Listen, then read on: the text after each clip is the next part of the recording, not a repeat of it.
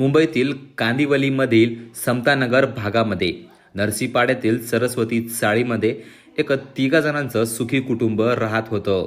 त्या कुटुंबामध्ये एक होते शिवशंकर दत्ता 40 वर्षीय, त्यांची पत्नी पुष्पा 36 वर्षीय आणि दोघांचा एक मुलगा 8 वर्षीय जो दुसऱ्या वर्गामध्ये शिकत होता. ते एक बाहेरील कुटुंब होतं जे मुंबईमध्ये कामानिमित्ताने गेले होते.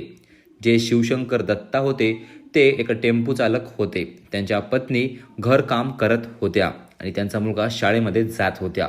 जे शिवशंकर होते त्यांना असा डाऊट होता की ज्या वेळेस ते कामाला जातात त्याच वेळेस त्यांची पत्नी कोणातरी सोबत बोलत असते किंवा त्या पत्नीचे कोणातरी सोबत अनैतिक संबंध आहेत आणि याच कारणामुळे दोघांमध्ये नियमितपणे वाद पण होत होते.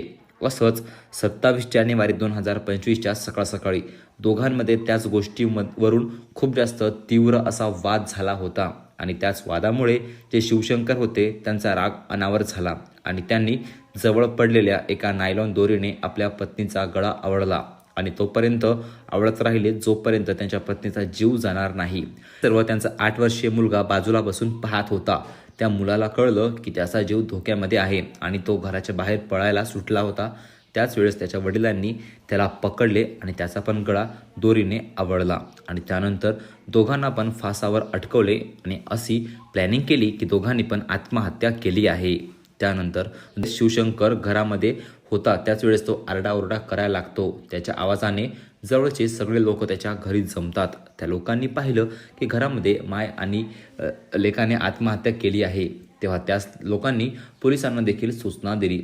पोलिसांना ही सूचना मिळताच पोलीस त्या ठिकाणी येतात आणि जेव्हा त्यांनी ते बॉडीज बघितल्या तेव्हा त्यांना काहीतरी वेगळं वाटलं. त्यांच्या गळ्यावर जे घाव होते ते खूप अतिशय असे गंभीर होते आणि त्याच कारणामुळे त्यांनी शिवशंकरला अटक केली आणि त्याची विचारपूस केली. त्यावेळेस शिवशंकरनं सगळी हकीकत पोलिसांना सांगितली आणि त्याने आपला केलेला गुन्हा देखील कबूल केला.